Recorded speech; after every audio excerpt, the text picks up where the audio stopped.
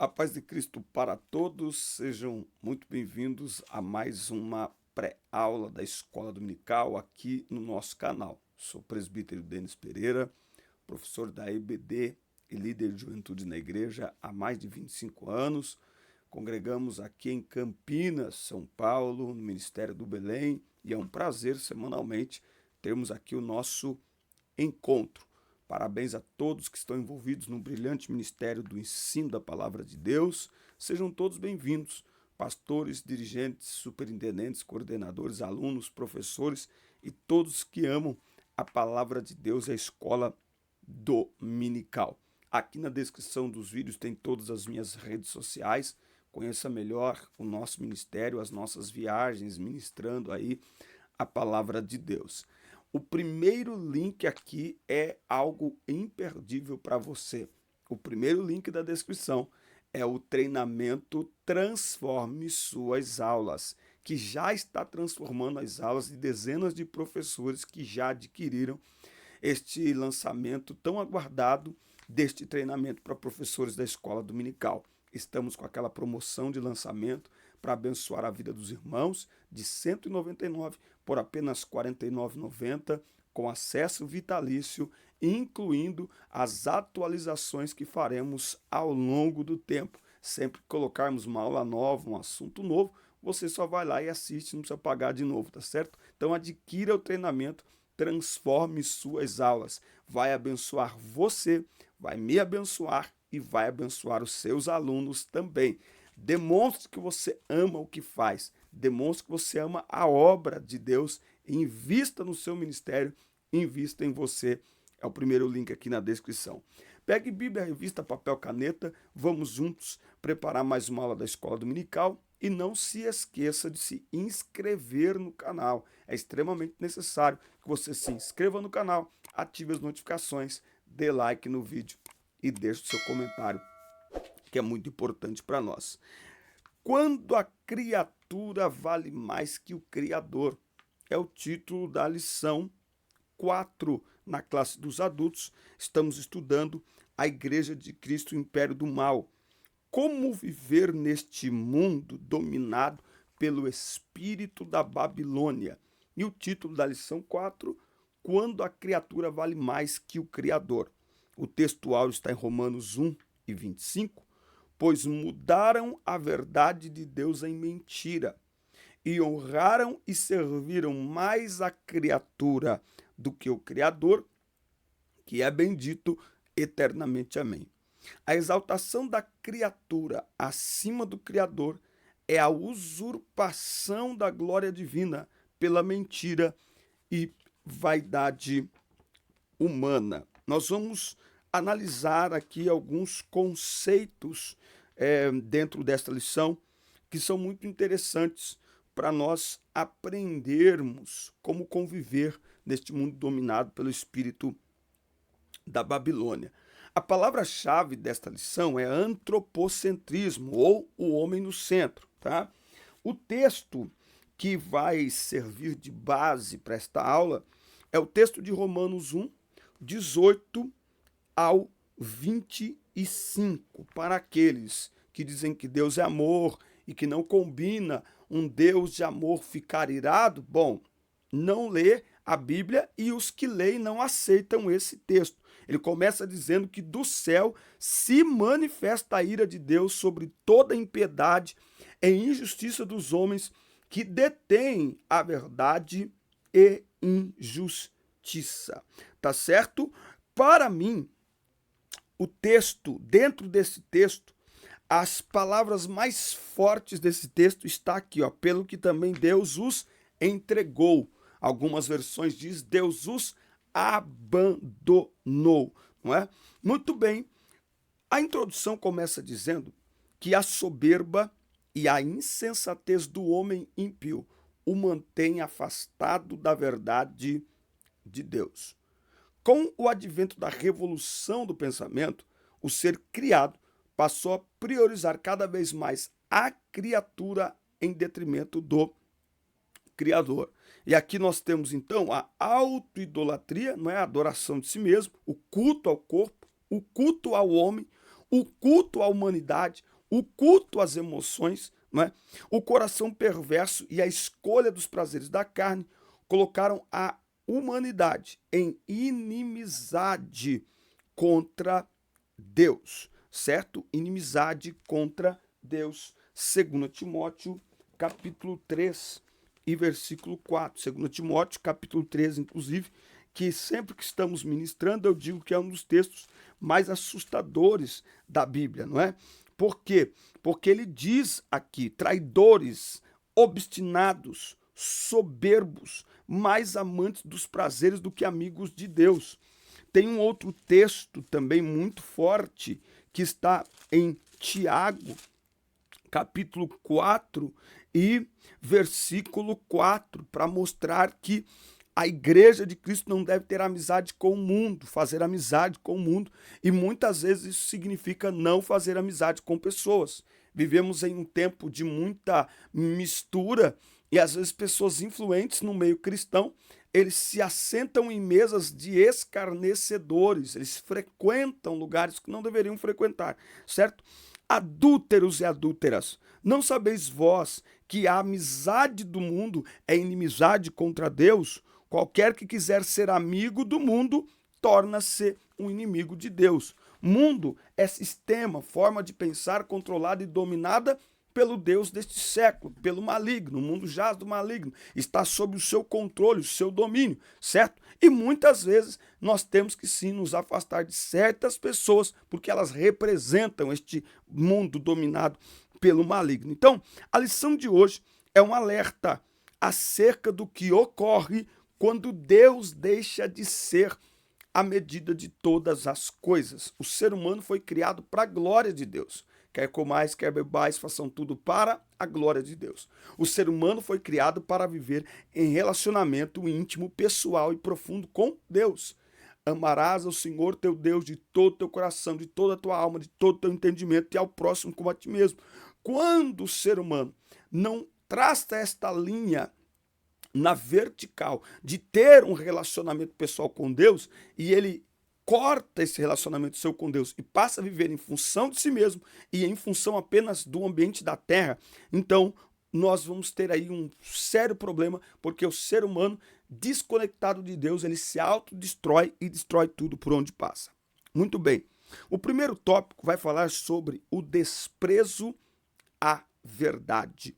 O desprezo à verdade.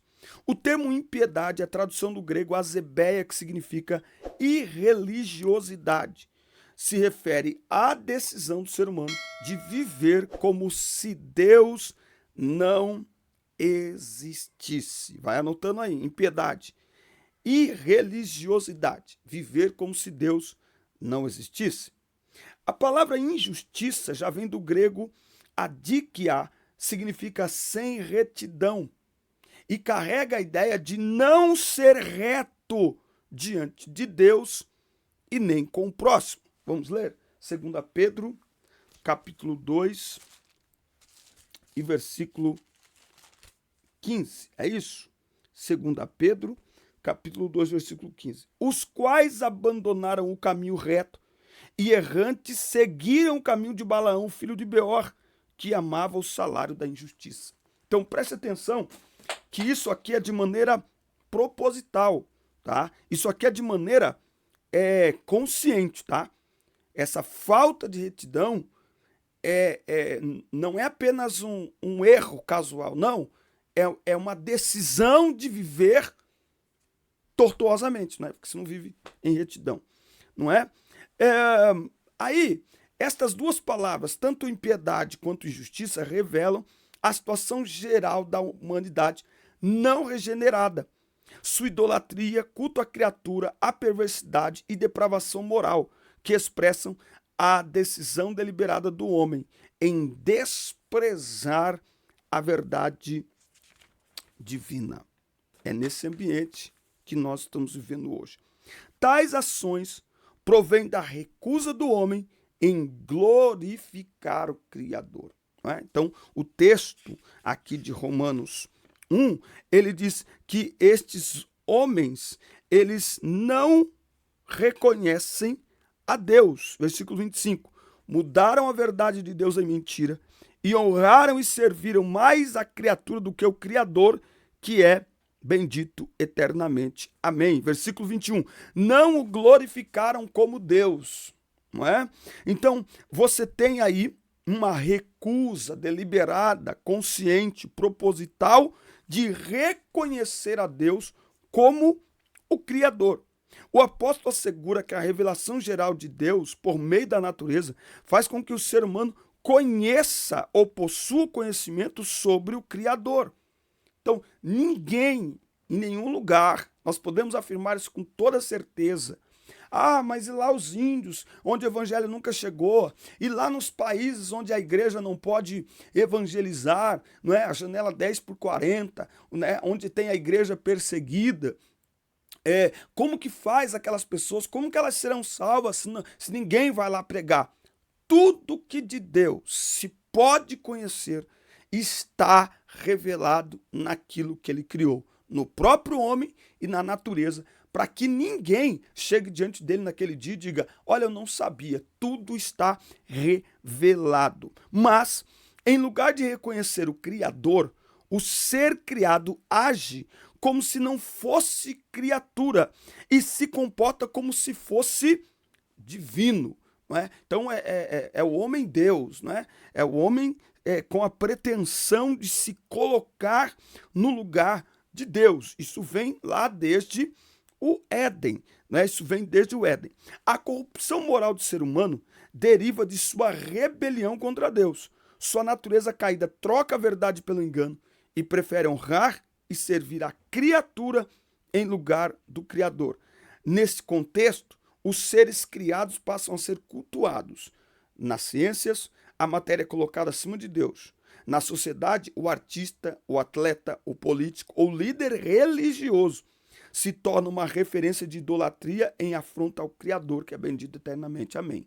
Tá? Então nós temos que tomar muito cuidado com essa questão da idolatria, porque nós atribuímos muitas vezes a idolatria aos deuses de outras religiões, a imagens, a quadros, mas muitas vezes existe o culto a si mesmo, existe o culto a homens, a personalidades religiosas, não é? Existem personalidades religiosas que são adorados, né? Esses dias eu vi um vídeo de uma mocinha chegando para pregar num lugar e as pessoas estavam totalmente eufóricas, aguardando ela e tratando realmente como uma estrela, não é? Então isso é preciso tomar muito cuidado. Por quê? Porque Deus não divide a sua glória. Deus, anotou aí? Deus não divide a sua glória. Deus não divide. Ou o culto é para ele, ou ele não recebe. Ele não recebe meio culto.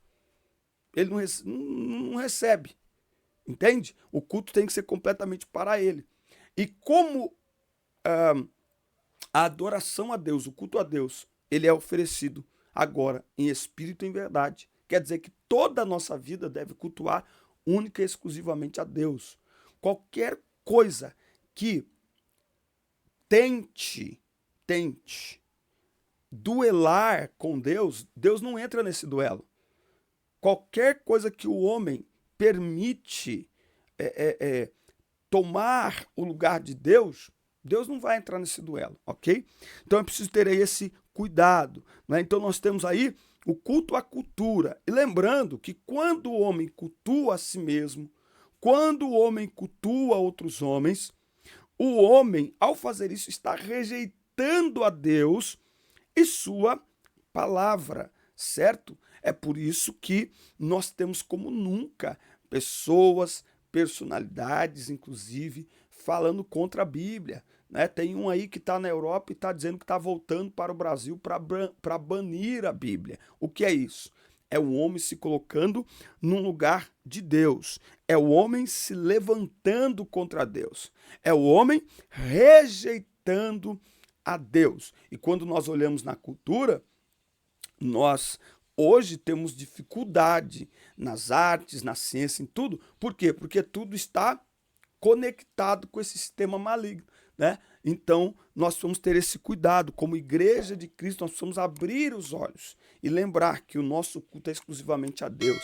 Ele é digno de ser adorado, ele é digno de ser exaltado, ele não nos deve nada, ele não é obrigado a fazer nada para nós e nem mesmo a nos dar satisfação de nada. A nossa posição diante de Deus é de adorador, e adorador é rendido, adorador é prostrado, tá? Muito bem. Tópico 2, a revolução do pensamento humano. Se você não se inscreveu no canal ainda, inscreva-se, ative as notificações, dá like no vídeo e deixa seu comentário, que é muito importante para nós. E não se esqueça de adquirir o nosso treinamento Transforme Suas Aulas. Invista no seu ministério, invista em você, invista nos seus alunos. Promoção de lançamento é o primeiro link aqui. Bom, tópico 2 vai falar sobre a revolução do pensamento humano. Ele vai apresentar aqui o renascentismo, humanismo, iluminismo e pós-modernismo, tá? Bom, o que é essa filosofia renascentista, né?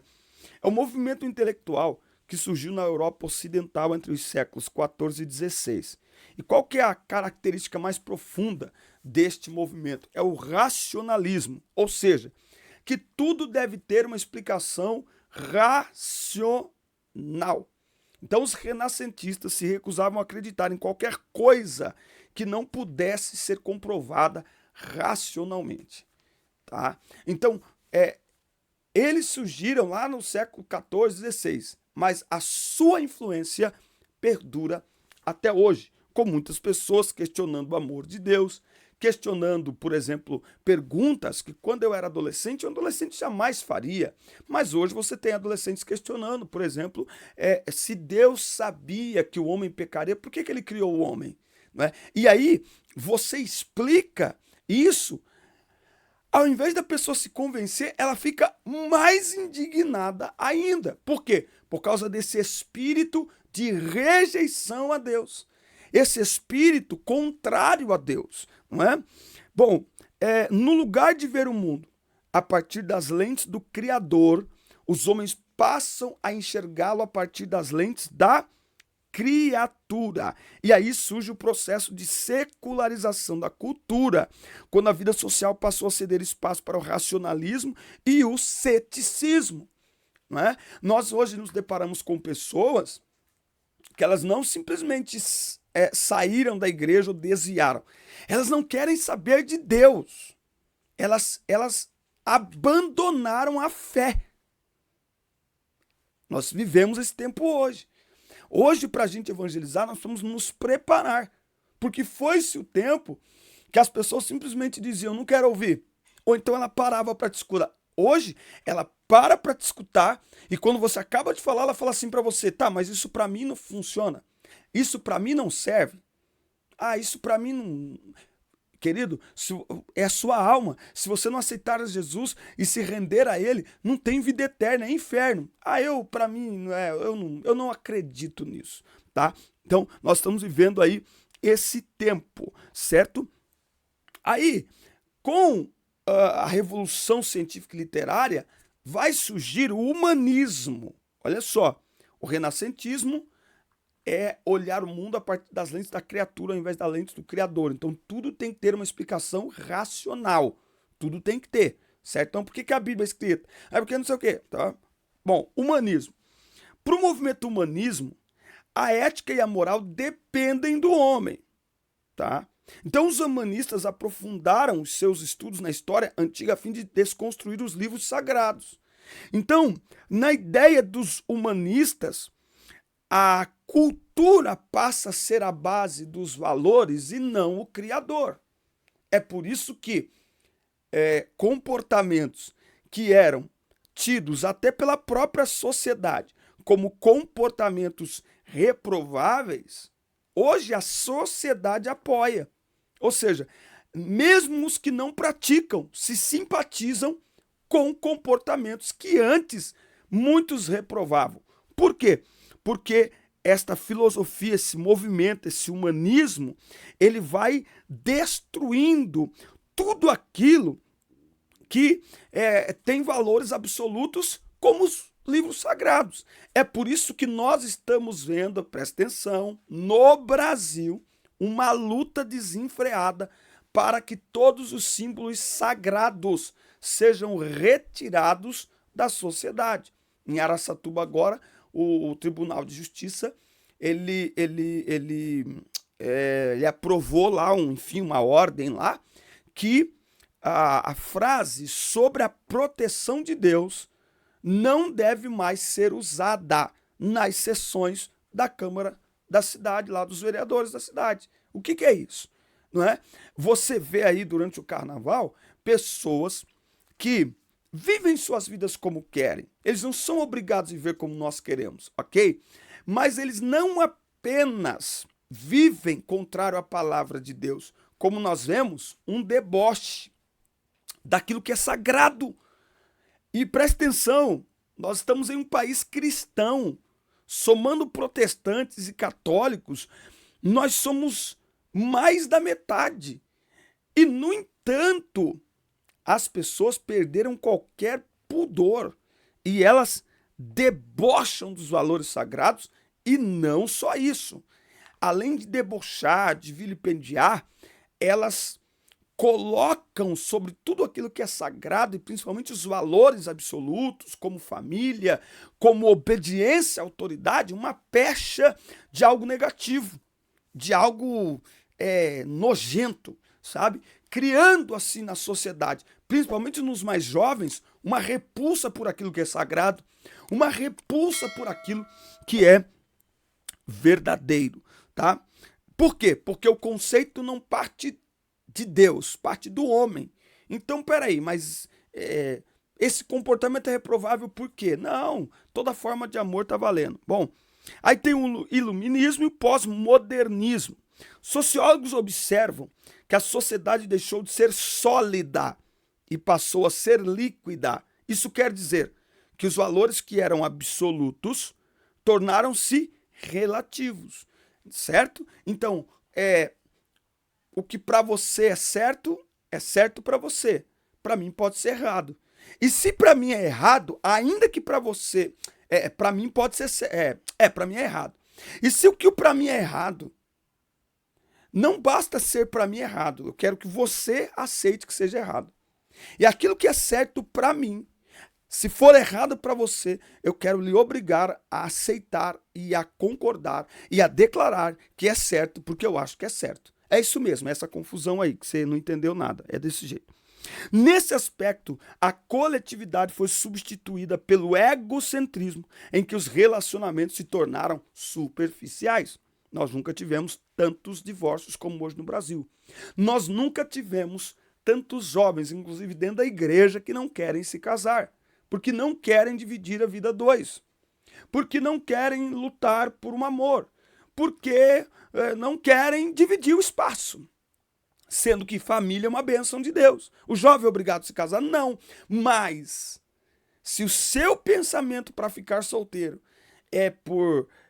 está deturpado por causa de famílias que não deram certo ou por causa de filosofias que são contrárias à família, ele pode estar pecando, porque ele está abrindo mão de fazer parte do projeto de Deus. Ele está aceitando que família não é uma bênção. Ele está concordando com isso, certo? Então é preciso ter esse cuidado. Na busca do bem-estar humano, tudo se torna válido, como o uso das pessoas, abuso do corpo, a depravação e o consumismo desenfreado, tá?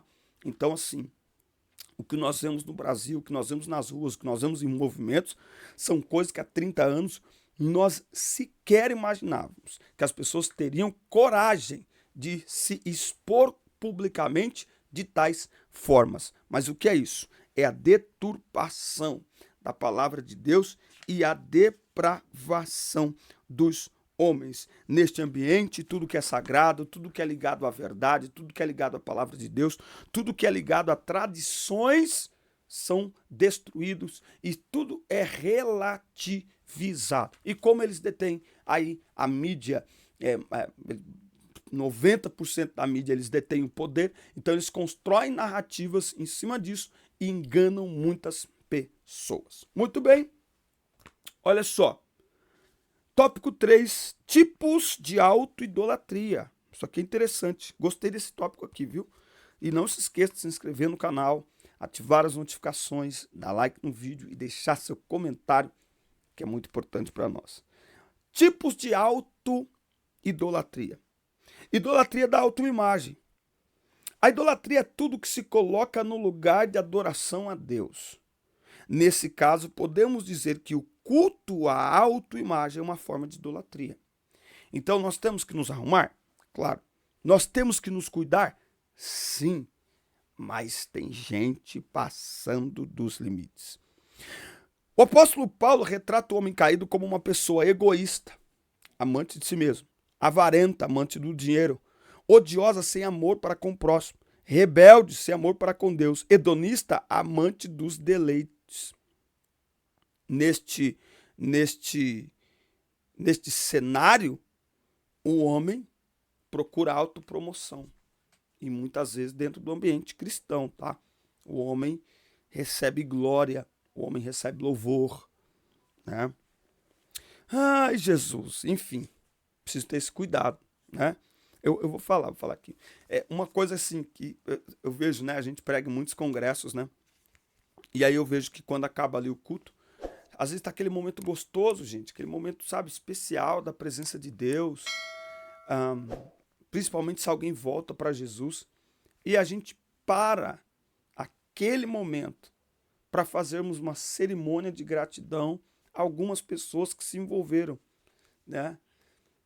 Eu acho que é válido, mas se eu fosse pastor de uma igreja, nenhuma homenagem seria feita no culto. Nenhuma. Ah, acabou a festa aqui, temos que agradecer o líder. Marca um churrasco domingo que vem, vai todo mundo pro churrasco, a gente faz uma oração por todo mundo e celebra todo mundo. Acabou. Sabe? Porque a gente está ali para cultuar a Deus e de repente a gente... Não sei, será que estou sendo muito radical? Fala para mim aí nos comentários, tá? Bom, idolatria no coração. O coração se refere às emoções, à vontade e ao centro de toda a personalidade. Ele também é descrito como enganoso e perverso, pois do seu interior saem maus pensamentos, as imoralidades, a avareza, a soberba e a insensatez. Tá? Então veja, idolatria no coração. Sabe um dos grandes deuses que tem se levantado nos nossos dias? Se chama emoções. Emoções. As pessoas estão, inclusive, sendo ensinadas e doutrinadas a viver em função do que sentem. E aí nós temos uma geração vitimizada, fragilizada, sabe? E muitas vezes as emoções se tornam o centro de pregações, de hinos, que são músicas, não são hinos, e de cultos, as emoções. Existem cultos onde a emoção está no centro, sabe? Porque do início ao fim é disso que se trata, das emoções das pessoas. E muitas vezes a pessoa sai dali emocionalmente bem. Mas a verdadeira paz que o evangelho produz não é do homem consigo mesmo em primeiro lugar, é do homem com Deus. Porque se o homem tiver em paz consigo mesmo, mas ele não tiver Jesus na sua vida, ele está em inimizade contra Deus. Ele está em rebeldia contra Deus. E aí não adianta. Aí o inferno está cheio de gente que chegou lá em paz consigo mesmo. Tem um monte de gente que morreu em paz consigo mesmo, né? O inferno não está cheio de gente, mas vai ficar. Tem um monte de gente que morreu em paz consigo mesmo, mas em guerra contra Deus. Isso lá na frente não vai dar certo. Então a prioridade do evangelho é paz com Deus. O homem deve ser tratado, e a Bíblia trabalha corpo, alma e espírito, sim, mas de forma equilibrada, conduzindo o homem a Cristo Jesus, que é o caminho, a verdade, a vida que leva o homem até Deus. Que o reconcilia com Deus. Deus é em primeiro lugar. É Deus, ok? Então nós vamos ter esse cuidado. Tem alguns lugares que você não pode nem orar para Deus curar a depressão, que alguém já... Cuidado! A gente saiu de um ambiente onde tudo que era ligado às emoções era visto como algo demoníaco, para um outro ambiente onde tudo que é ligado às emoções é algo para ser tratado meramente por especialistas. Alto lá. O especialista trata no consultório. Na igreja nós tratamos do espiritual, cada qual no seu quadrado. O psicólogo não tem que fazer oração no seu consultório. A igreja também não tem que virar um consultório de psicologia. A igreja é o espiritual. Ela pode encaminhar, tem psicólogos na igreja, legal. Mas a igreja é o espiritual. Cada um cuida de uma área, né? A idolatria sexual. A falha no controle dos impulsos sexuais está associada à sensualidade, libertinagem. Não se trata apenas da prática do ato imoral, mas da busca intencional e compulsiva pelo prazer sexual ilícito. Ou seja, não é alguém que cai no pecado, é alguém que se envolve com o pecado. Cair é uma coisa, se envolver é outra. Cair é um deslize, cair é casual. Quem cai quer se levantar, mas quem se envolve não está nem aí com os efeitos disso. A orientação bíblica para escapar desse mal é a seguinte: vivam no espírito e vocês jamais satisfarão os desejos da carne. Quem satisfaz o desejo da carne é que não está vivendo no espírito, não está se alimentando do espírito. As consequências são autoidolatria, depravação moral, decadência social e espiritual. Pronto.